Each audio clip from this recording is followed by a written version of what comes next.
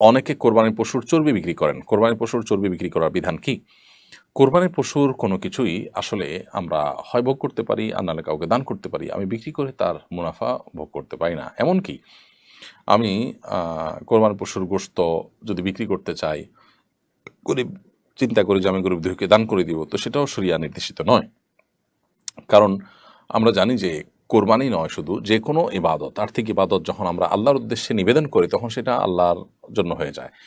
ওইটাতে আর আমাদের কোনো সে থাকে না। কোরবানি গোশতটা আল্লাহ আমাদেরকে, আমরা আল্লাহর উদ্দেশ্যে কোরবানি করার পরও আমরা বলেছি আল্লাহুম্মা মিনকা ওয়ালাক, আল্লাহ আপনার পক্ষ থেকে এই পশু আপনার উদ্দেশ্যে আমি কোরবানি করলাম। অর্থাৎ এটি আপনাকে আমরা যেরকম দান করে দিই আল্লাহর উদ্দেশ্যে, এরকম দান করে দিলাম।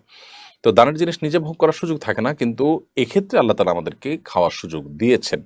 তো আমরা খাওয়ার সুযোগ পেয়েছি, এটাকে বিক্রি করার কোনো সুযোগ নেই। আল্লাহ তো আমাদেরকে খেতে দিয়েছেন, আমরা খেতে পারি, দান করতে পারি, বাট বিক্রি করতে পারি না। তো সেই হিসাবে কোরবানির পশুর চর্বি বিক্রি করা জায়েজ নয়।